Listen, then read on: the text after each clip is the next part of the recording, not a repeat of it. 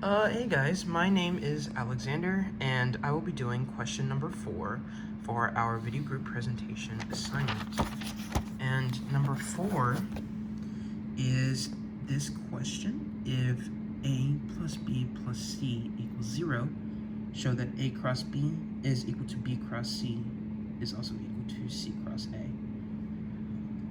This statement right here, A plus B plus C equals 0, this is telling us that our vector sum is equal to 0. So our x components, our y components, and our z components should all sum to 0. And so we can use these points that I've gotten for us. My first vector, A, is going to be 2, 1, negative 1. Vector B can be negative 3, 0, 0. And C can be 1, negative 1, 1. And we can check to be sure that these vector sums are all equal to 0. So we sum the x components, 2 plus negative 3 plus 1 is in fact 0. 1 plus 0 plus negative 1 is 0. And negative 1 plus 0 plus 1 is also 0. So we get our 0 vector. We are good to move on with our cross products. So if we start with A cross B and we take our determinant, we should get math that looks like this and a vector that looks like this, 3j plus 3k. We take our cross product for BC, and then we get ijk, and then our components for B in the middle and C on the bottom. And our math and determinant should look like this. And we get 3j plus 3k as well. And our final cross product, C cross A, with components of C in the middle and components of A on the bottom, we take the determinant one more time, and we find that all three of our cross products are the same. We get this resultant vector of 0, 3, 3.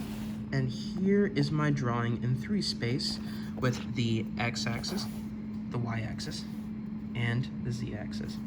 Vector A is going to be in this general direction with its components 2, 1, negative 1. So it's going to be 2 in the x direction, 1 in the y direction, and negative 1 in the z direction. So it's going down like this.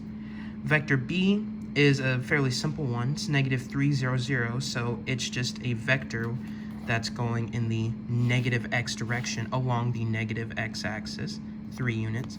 And then vector C, our final vector with components 1, negative 1, and 1, is harder to draw, at least in 2D, with respect to the other vectors, because the way it is situated in 3 space, it's supposed to come out of the page.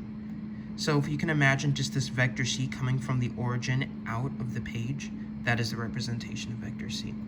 And if we take these cross products and we get this determinant, we get this resultant vector, and if we map it in R3, it comes out to here. And if we get, I've got my angles matched up right here, so where this first angle in between vector B and vector V is in fact 90 degrees. The angle between vector A and vector V is also 90 degrees. And the vector between angle C and angle V is also 90 degrees. It's an optical illusion for drawing in 2D, is why this angle looks a lot larger than 90 degrees. But keep in mind that this vector C is out of the page, not going in the left direction. It's actually more so coming out of the page than in the left direction. So if you think about this vector coming out of the page, it's easier to see how it can make a 90-degree angle with vector V. And what's so special about this vector V? Cool, we got this vector that is the same cross product for these 3 random points. Well, it's actually not so random. It's actually because of this big relationship up here. A plus B plus C is equal to 0, that their vector sum is equal to 0, that we get an answer like this. They share a cross product because of their components. It is actually this relationship between the positions of these vectors that gives them this property of having a common resultant vector in between all three of these cross products. And what's special about this vector is that this vector is the only vector that is perpendicular to all three of our supplemental vectors at the same time. Now, that's only just for this triplet set. We could choose an entirely new set of vector A, vector B, and vector C, whose vector sum is also 0.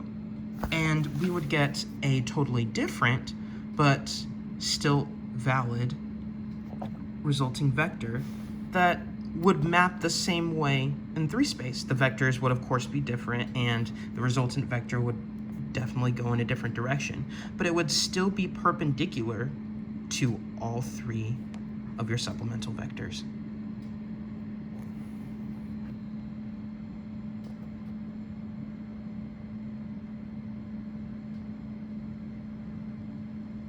So what do you think, guys?